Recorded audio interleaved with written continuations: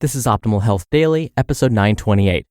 Is your favorite sport secretly killing you? 6 steps to protecting your heart from extreme endurance exercise. Part 1 by Armi Legge with Ben Greenfield Fitness.com. And I'm your host and narrator, Dr. Neil. Welcome back to Optimal Health Daily, where I read some of the best health and fitness blogs to you, usually with a little bit of commentary at the end. Now, today's post is a bit on the longer side, so I'll read the first half today and then finish it up for you tomorrow. And it's Wednesday, and it's actually the first Wednesday of February. I can't believe it, which means we're due for a little bit of inspiration.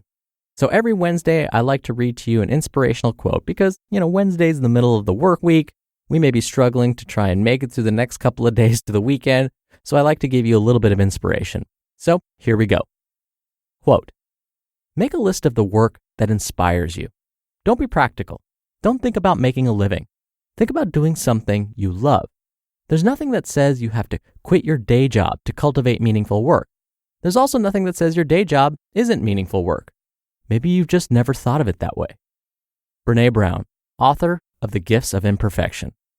I've been reading Brené Brown's book, The Gifts of Imperfection, recently, and I happened to read that and I thought, that's perfect for what I talk about on this show. I tend to be a perfectionist myself, and so the book is pretty eye-opening. Highly recommend it. Oh, and my disclaimer is I own no stock in that book. I am not affiliated with the publisher in any way. It's just a book that I appreciate. And before I get to today's post, don't forget I answer your questions every Friday. You can send one in at oldpodcast.com/ask. If you do, you'll be entered into small special raffles to win books from us. All right, finally, without further ado, let's get right to today's post and start optimizing your life. Is your favorite sport secretly killing you? 6 steps to protecting your heart from extreme endurance exercise. Part 1 by Armi Legge with BenGreenfieldFitness.com. If you're an endurance athlete, you've probably seen articles claiming that your favorite sport is secretly killing you. Do a Google search for endurance exercise heart damage, and you'll find about 2,530,000 results and countless articles that make you think twice about your next workout. Without getting into obsessive detail about every study on this topic, it's safe to say the dangers of endurance sports are overblown. That said, there are still risks that long-term endurance exercise could cause heart problems in some athletes. The risks may also be higher for athletes who are pushing the limits of performance, trying to maximize their results through more intense training. Well-trained endurance athletes may actually have a higher risk of heart damage since they can push themselves harder for longer, meaning they have more endurance. There is no direct research on how to protect your heart from endurance exercise, largely because most research indicates it's only an issue for a small minority of athletes. However, studies have given us some clues as to how we can minimize the risks of endurance sports damaging our hearts. Here's exactly what you need to know. Protect your heart from extreme endurance exercise in 6 simple steps. None of these solutions have been tested in randomized controlled trials, and they will not guarantee that exercise won't damage your heart. That said, these are the most practical, simple steps that are based on the best available evidence. 1. Plan adequate rest.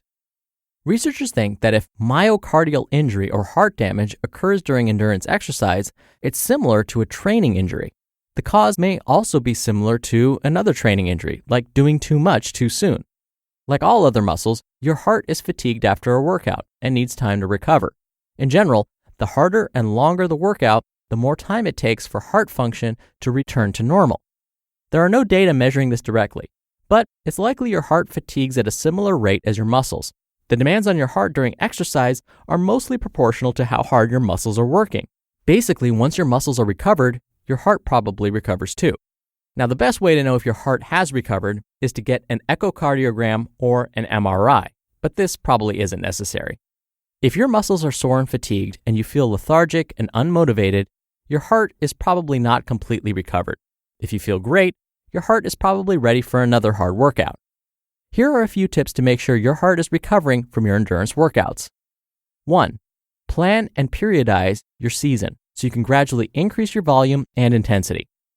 2. Insert recovery weeks throughout your season where you decrease the volume and intensity for a few days.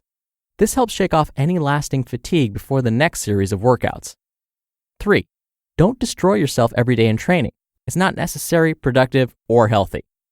And 4. When in doubt, train less rather than more. Step 2. Don't train when you're sick. If you have a serious infection, don't train. Exercise tends to improve immune function over time, but too much training can have the opposite effect. If you overtrain or overreach too often, you may increase your risk of developing myocarditis, a heart infection. About 90% of people will eventually catch one of the same viruses that causes myocarditis, yet it rarely infects the heart. If you're overtraining, the chances of the disease progressing to your heart are probably higher. Other seemingly less severe diseases like the flu can also increase the risk of myocarditis. Quote, "It is possible that this may be severe enough to cause permanent heart damage, but yet the person does not feel too unwell at the time," writes Dr. Andre Legge, the author of several papers on this topic. Dr. Legge continues, quote, "It is also possible that athletes are at a greater risk of this because there is some evidence that exercise can compound the effects of myocarditis, and athletes will often train through anything." End quote. It's still not clear if exercise causes immune function to drop. Even if it does, it's not clear if this increases your risk of developing myocarditis in particular. Only one study found a high rate of myocarditis in athletes, but it's plausible overtraining may have contributed. In any case, if you're already sick, hard training is probably not going to help you recover from an infection faster. It's probably safe to push through minor illnesses like a cold. However, more serious infections may pose a greater risk to your heart. Step 3. Hear that on tomorrow's episode. You just listened to part 1 of the post titled, "Is Your Favorite Sport Secretly Killing You? 6 Steps to Protecting Your Heart from Extreme Endurance Exercise" by Armi Legge with BenGreenfieldFitness.com. Dr. Neal here for my commentary.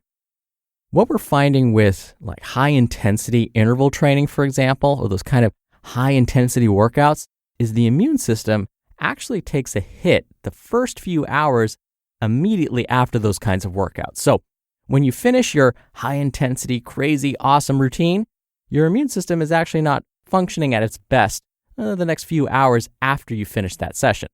So that means you might be more likely to get sick immediately after that high-intensity interval training.